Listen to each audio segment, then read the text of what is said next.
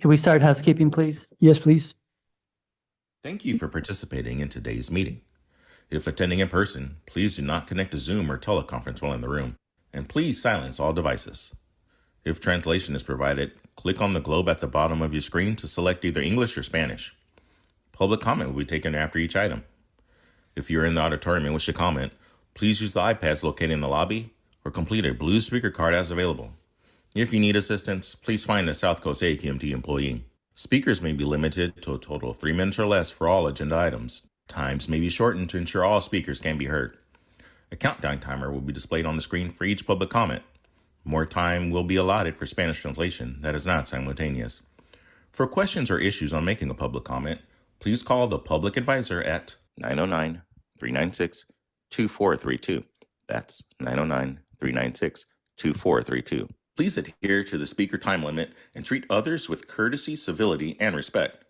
Failure to do so can result in your mic being muted or you being removed from the meeting. Be aware that this meeting is being recorded. By participating, you authorize recording of audio and visual content presented during the live event and consent to subsequent use of the recording in the public domain by South Coast AQMD. Well, good morning, everyone, and good morning again to some board members I saw earlier today. I'd like to welcome you all to our special legislative committee meeting hybrid. It's Friday, September 12th. It's right now 9:16 a.m. And I'd like Maria Corleo I'll call this meeting order officially, and please take the roll. Good morning. Good morning. Mayor Log-Dawson, absent. Supervisor Hagman, Present. Vice Mayor Olmos, Here. Supervisor Perez, Here. Councilmember Rahman, absent. Councilmember Caccioti. Here. We have a quorum. Thank you. Welcome, committee members. First item on our agenda is the update on South Coast AQMD sponsored and position state legislation. No motion required. Carlos Gonzalez, Assistant Deputy Executive Officer, Legislative Public Affairs and Media. Carlos. Good morning, Chair Caccioti and members of the board. This has been a tremendous week for South Coast AQMD in Sacramento. After months of advocacy and close coordination with our legislative partners, I'm proud to report that we have secured major wins that will protect and strengthen our clean air programs for years to come. At the start of this difficult budget year, AB 617 funding was zeroed out. Throughout relentless advocacy and partnership building, we turned that around. In the junior budget bills, AB 105 and SB 105, we successfully secured $100 million for the 617 program, $45 million for air district implementation, $50 million for community incentives, and $5 million for community grants. This funding restores vital resources for our districts and communities. Special thank you goes to Assemblyman Jose Solache, who championed this effort, and Senator Eloise Reyes, who strongly supported us. Another landmark achievement is the reauthorization of California's cap-and-trade program, extending it from 2030 to 2045. There are two continuous bills in this package. Both need to pass for these to work. One is the funding for TGRF, another is the cap-and-trade investment reauthorization. Through SB 840 from Senator possibly Pro Tem Limon, the Greenhouse Gas Reduction Fund budget bill, South Coast AQMD successfully secured an ongoing $250 million annual allocation for the 617 program. This is now locked into a continuous appropriation formula from the Greenhouse Reduction Fund, providing a stable, long-term funding for our program needs. AB 1207 complements by strengthening cost containment provisions, ensuring market transparency, and maintaining strong revenue streams to support climate and clean air investments. Together, these measures guarantee AB 617 and other clean air initiatives will not only survive, but thrive with dedicated funding throughout 2045. As part of the overall cap-and-trade deal, SB 352 makes policy changes to the AB 617 program. The original proposal to amend the 617 program would have made significant changes, not all for the better. Senator Jose Luis Solache worked with South Coast and others to ask for a full legislative process instead of rushing changes. As a result, limited changes were made to AB 617 program. The bill now, if funding available, requires 617 monitoring locations to remain active for at least 5 years with possible extensions, directs CARBs to update monitoring plans by July 1st of 2026 and every 5 years afterwards. Starting on March 1st, 2027, requires CARB in consultation with the air districts to report annually to the legislature on AB 617 progress. And lastly, it requires CARB chair and local air district APCOs to appear before the legislature upon request. These programmatic changes are most reasonable, increase oversight, and formalize reporting. South Coast AQMD and all stakeholders will have the opportunity next year to work with any needed amendments in partnership with Senator Solache, who has established himself as a leader in this space. So now moving on to our sponsored bills. AB 1338, fence line monitoring and metal shredding facilities, now a 2-year bill. We are actively working with author and Senator Ravanta on amendments for next year. AB 907, fair compensation for air districts, representatives on CARB, passed the assembly and now a 2-year bill due to budget constraints. We positioned to advance these in 2026. On the other hand, SB 32, the indirect source rulemaking for ports, South Coast AQMD working with CAPCOA and partners mounted a strong, SB 34, I apologize. I'm used to working on some of the other bills. SB 34, the indirect rulemaking in ports, South Coast AQMD working with CAPCOA and partners mounted a strong opposition campaign. While amendments have shortened the bill duration and narrowed the scope, we still remain firm that it sets a bad precedent by limiting our ISR authority. Fortunately, the bill passed the Assembly 48-8 and awaits Senate on concurrence, but our efforts have already reduced its impact significantly. South Coast AQMD will continue to advocate for a veto to the governor's office. Other key wins in progress, AB 471 Hart, the board compensation. We supported the bill and the bill passed the legislature and is now in the governor's office. AB 1266 requires the large air districts to comply with State Administrative Procedures Act for rulemaking. We're working with Senator Solache for a non-legislative solution to address procedural issues related to the rulemaking. SB 712, GROW, the smog check exemption for classic cars, formerly known as the Jay Leno bill. The bill died in Assembly Appropriations, a win for us for clean air. SB 415 and AB 735, their companion bills. It's a cleanup for AB 98. We secured amendments narrowing the scope and secure funding to offset unfunded maintenance. Further clarification will be pursued in 2026. SB 526 from Menjivar requires South Coast AQMD to amend our Rule 1460. We are working with Senator Menjivar in reducing air pollution from aggregated recyclers and other facilities in Sun Valley, and SB 520 is now a 2-year, 526 is now a 2-year bill.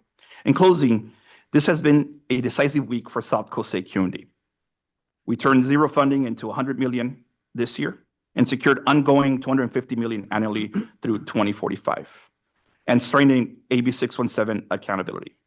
These are real victories that ensure South Coast AQMD remains a leader in clean air policy and community protection. Thank you, and I'll be happy to answer any questions. Great report, great work, staff. I see Supervisor Perez is excited, has his hand up. Yeah, thank you. And obviously, it does seem like there's quite a bit of victories, and now it's just a matter of actualizing them and enforcing them. Aside from that, though, did we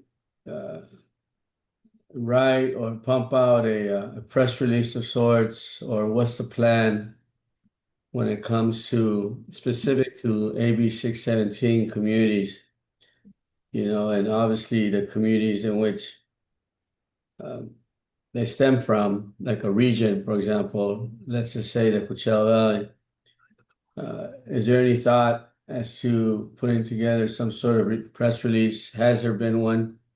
And sending it out as victories, And then as well, how much fund, I mean, I know the number as a whole, but how much is going to each 617 community? Do we have that breakdown yet? What does that look like? Hi Supervisor, I'm going to jump in on this one. So the dollar amount that Carlos had talked about was statewide. And as far as the allocation, we've been working with the other air districts and CAPCOA, the California Air Pollution Control Officers Association, on those allocations. CAPCOA was a partner with us, as were other individual air districts, and we're going to coordinate with them once the governor actually signs this. But as far as what it means for our community, I think what you've suggested is a great idea. We'll see what we can do toward that end. Okay, yeah, I think it'd be great to let people know that their efforts are worthwhile. And at the end of the day, by advocating like the way they have been, they'll see at least some victories at the end of the tunnel. Thank you. Agreed. Thank you. Thank you, Supervisor. Supervisor or Vice Mayor, any questions? Okay, good, thank you. Is there any public comment on item number 1? I don't see anybody in the auditorium, online.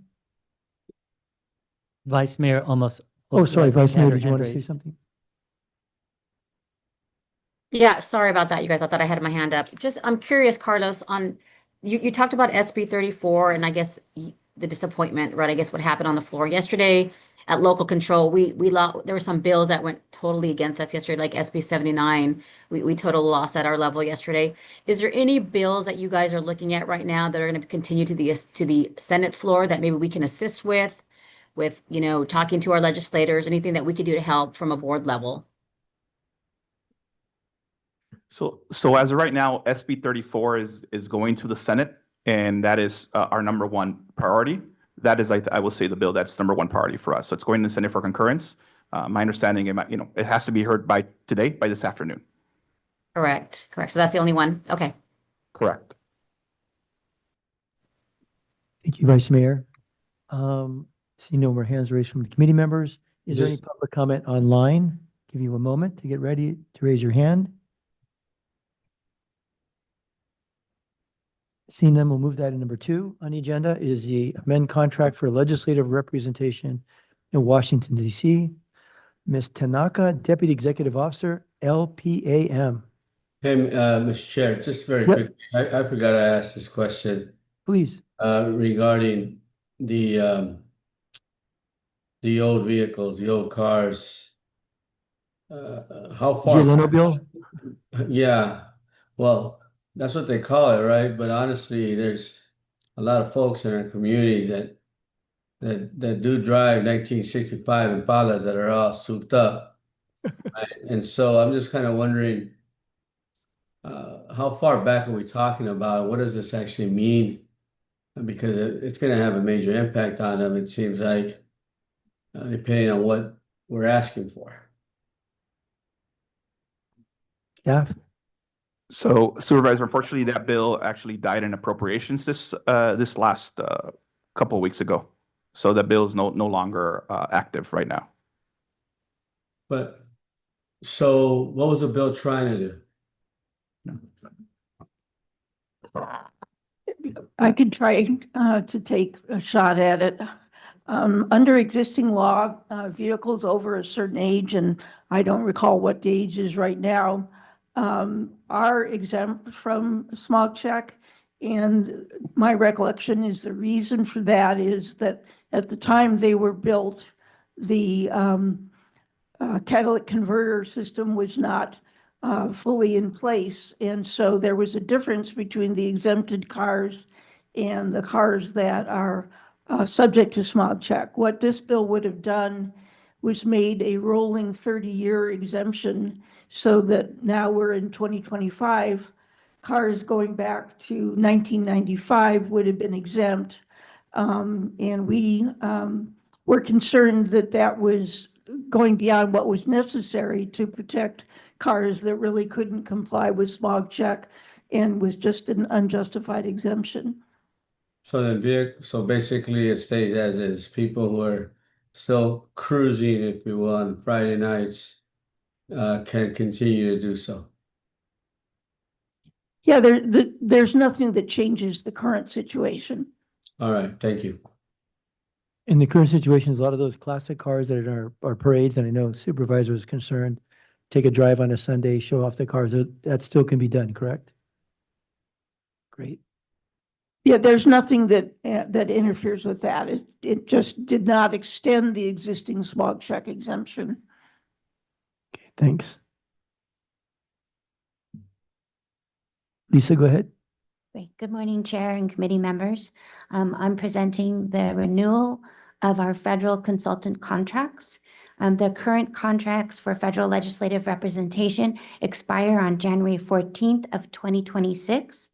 Based on our consultants' strong performance over the past year, staff recommends the approval of the first of their one-year extensions for advocacy services in DC for 2026 in the amount of $239,834 for Kadish and Associates, $240,000 for Cassidy and Associates, and $222,090 for Carmen Group. And thank you. And that concludes my report. I'm happy to take any questions. Thank you, Lisa. Committee members, any questions for Lisa? Mr. Chair, I'll move items 2 and 3. I will second. Before we vote, is there any public comment on items 2 or 3? I see none in the auditorium. If you'd like to comment, please raise your hand. I'll give you a moment. And item 3 is the update. Item 3 is, annual contract for legislative representation in Sacramento, California. I see no hands raised. Any comments, committee members? No. Roll call, please. Mayor Dawson, absent. Supervisor Hagman, Hagman, aye. Vice Mayor Olmos, Yes. Supervisor Perez, Aye. Councilmember Rahman, absent. Councilmember Cacciodi, Yes. motion passes. Thank you, Maria. Thank you for the motion. We'll move on to item number 4, discussion items, update and discussion on federal legislative issues. Again, no motion required.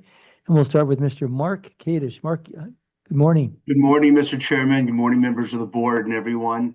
I'll provide a brief update on the appropriations process as it's playing out. I think, as most of you know, the federal fiscal year ends September 30th, at which time Congress and the administration are supposed to have passed and signed into law 12 appropriations bills. Currently, no bills have been signed into law, and it's very unlikely, given the short remaining time left, that will happen. So Congress appears to be barreling toward a potential shutdown. There is an option to do what's known as a continuing resolution that essentially funds the government at current year levels. And in fact, Congress and the administration are operating on a continuing resolution right now. Under a continuing resolution, there may be some changes, but generally, the issue before us is how long to move that forward and what levels. That's being debated. Congress is in next week, but out the week after for the Jewish holiday. So they have about 7 days to figure this out. I don't know how it's going to play out. It's high stakes, and likely we won't know until the 29th or 30th. But there is a non-zero possibility of the federal government having a shutdown. In that circumstance, the president can deem certain work essential and keep people working. The national security staff and defense essentially keep going, but other parts of the government may close. So we will keep you informed and continue to work with South Coast staff on that.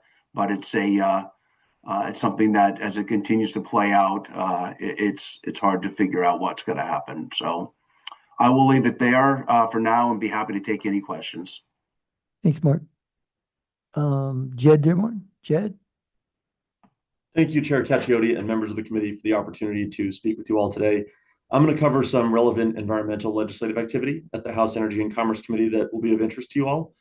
Specifically, next week, the Subcommittee on Environment will hold a hearing titled From Gridlock to Growth, Permitting Reform Under the Clean Air Act.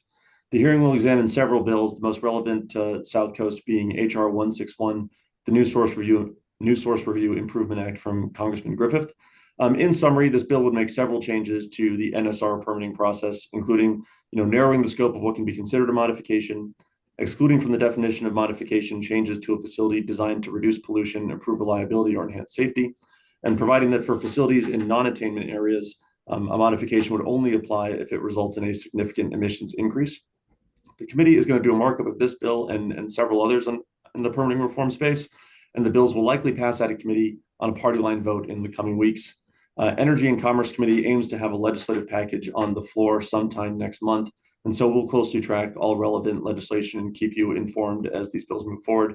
Please do note that it is possible that the House passes a bill, but it will likely be more difficult to get 60 votes in the Senate when it has to be on a bipartisan basis. So we'll keep a close eye on what's going to be a partisan messaging bill out of the House first, what actually has a chance for enactment. And that concludes my report. Thank you all. Thanks, Jet. Gary? Yeah, thank you, Mr. Chairman, members of the committee. I just want to give a quick update today on a federal program that we've been watching very closely over the last 4 years. It has to do with the federal funding for charging infrastructure for electric vehicles. And this is a program that was passed in the bipartisan infrastructure law back in 2021.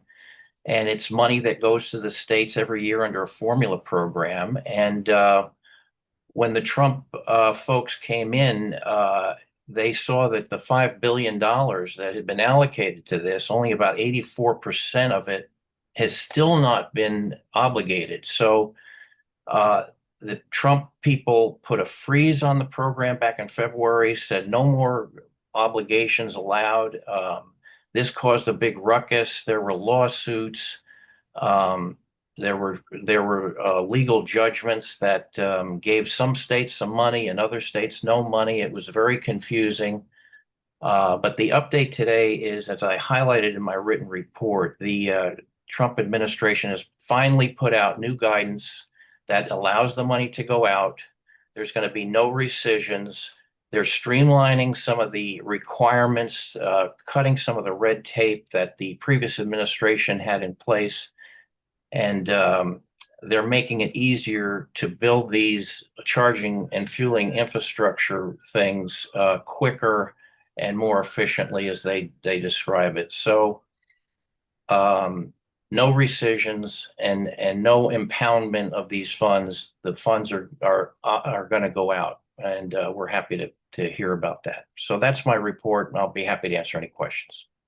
Thank you, Gary. Committee members, any questions for federal legislative consultants? Yeah, Gary, very quickly, how soon are these funds going out?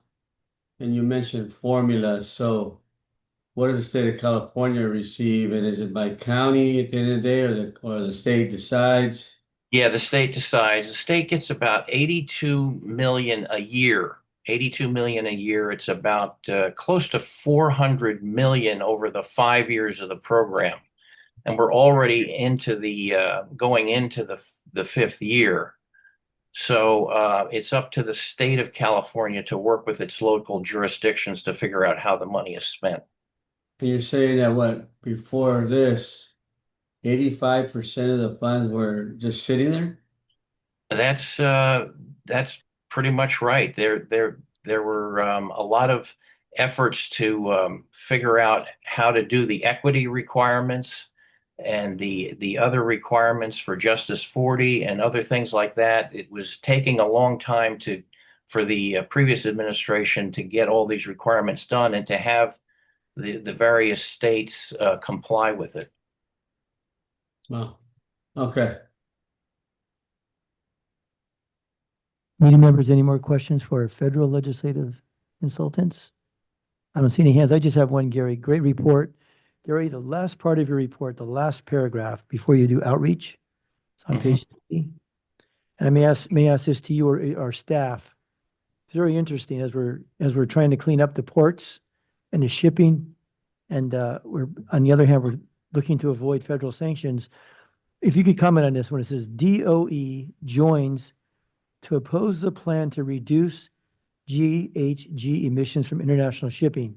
You said in August, the Secretary of Energy, Joint Secretary of State, Commerce, and Transportation in a joint statement opposing plans by the International Maritime Organization to possibly adopt at its October meeting a so-called net zero framework aimed at reducing greenhouse gas emissions international shipping sector. It's almost ironic to me. Gary, do you have any comment on that? Well, it's just reflecting the Trump administration's sort of anti-climate policies. You know, this is where they come from on these issues, and they felt that all of the greenhouse gas emissions regulations even beyond this are being eliminated by the Trump administration, as you've seen across the board. So this just fits in with that. And this just reflects the attitude of the Trump administration on these kind of things. Thanks, Gary. And Wayne and staff, as we try to meet federal clean air standards, doing everything with the ports. Wayne, do you have any, I mean, I think I remember when we filed an action against EPA, as we're trying to meet these standards, yet they're not taking any action. What are your thoughts on this, Wayne? We've heard the administration say that they're supportive of cleaner air and cleaner water. And oftentimes when we look at air, we're looking at air pollution from the perspective of the criteria pollutants. So NOx, SOx, things like that. My perspective is that if we focus on reducing NOx, we're improving air quality. In the last 5-8 years, the focus when you look at air impacts has been climate change, and that's carbon emissions. And so you get the most benefit when you're reducing climate because you're also reducing NOx, criteria pollutants. But it doesn't have to be one at the expense of the other. And so while the administration may not be focused on carbon reduction emissions, they do seem to have at least a recognition that NOx emissions need to be reduced. It's difficult to tease it out. I think that in general, we're trying to keep the focus on those criteria pollutants here within the South Coast region, and then looking at how domestic policy can further drive those NOx emission reductions. So it doesn't mean that just because they're backing away from climate, that they're completely backing away from air quality. You could interpret it as they're focusing more on the criteria pollutant side as opposed to the carbon side. And we've been really pushing hard on the criteria pollutant side.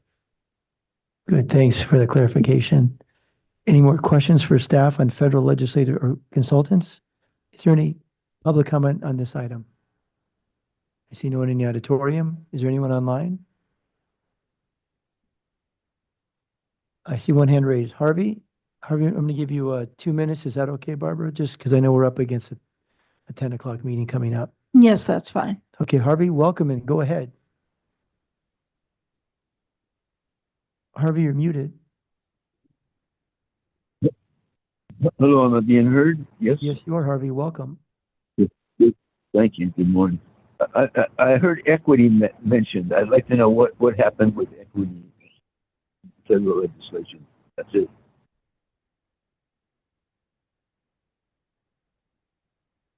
Harvey, are you finished? Yeah. I'll take that as a yes. I wasn't sure I understood his question. Did you? He asked about equity being mentioned. I don't, yeah. It's kind of, it's unclear, Harvey. Let's move to item number 5, the update on and discussion on state legislative issues. No motion. Is Paul Gonzalez here? Good morning, Mr. Chair and committee members. Can you hear me okay? Yes, good morning, Paul. Great. Just wanted to provide the committee this morning with a brief update on the latest cap and trade auction. So the 44th cap and trade auction was held back on August 20th. We were happy to see that the August auction was fully subscribed this time, as the May 2025 auction was actually the first and only undersubscribed auction in the program's history. So the August auction, the current vintage allowance settlement price was $28.76. As I mentioned, all 51, almost 52 million allowances offered were purchased. The future vintage allowances, which are for 2028, those had a settlement price of $28.50. And again, all 6.8, 6.9 allowances offered were purchased. So the August auction is expected to generate approximately $843 million for the GGRF. And as Carlos had mentioned in his report, should the cap and trade reauthorization bill pass and be signed by the governor, which we fully expect it to, the market should stabilize and continue to generate billions annually for the GGRF. So we'll be sure to keep the committee apprised as things progress here in Sacramento. And with that, Mr. Chair, I'm happy to answer any questions. Thanks, Paul. We'll go to David Quintana.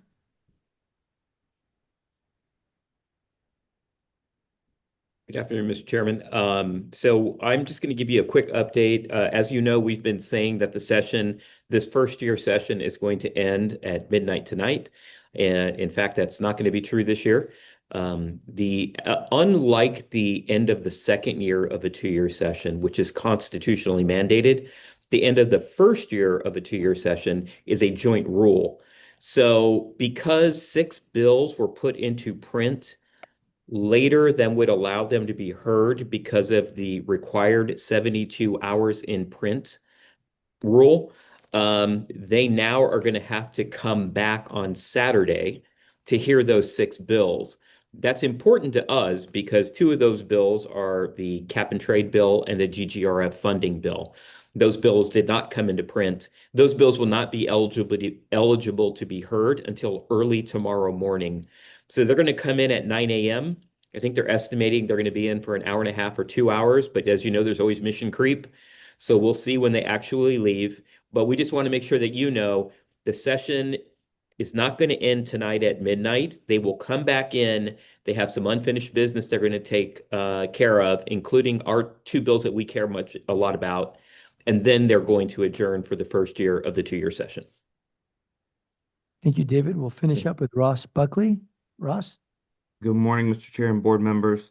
Just wanted to provide, even with the bonus time that Mr. Quintana mentioned, once we get past Saturday morning or afternoon, all eyes will really turn to Governor Gavin Newsom, as he has until October 12th to sign or veto all the bills that reach his desk. I will say in the last several years, the most common veto message for Mr. Newsom has been around cost concerns. So we'll see if that trend continues in kind of a down budget year. Additionally, late last night, Senator Monique Limon officially announced that she will be taking over leadership of the state Senate on November 17th.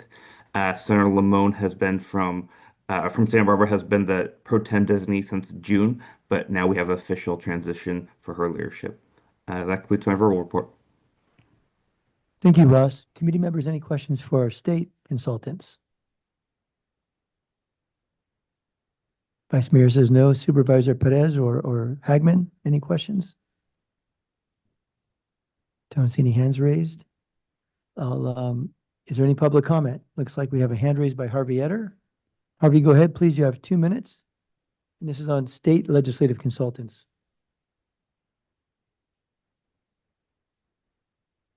I'm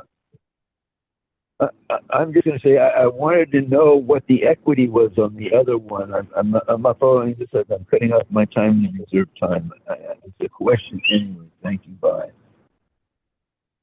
So that's okay, Harvey. That completes your public comment. Did we understand what he meant by equity, Wayne? I didn't quite understand. Harvey, Harvey, I'll give you a chance. Can you just clarify that really quick?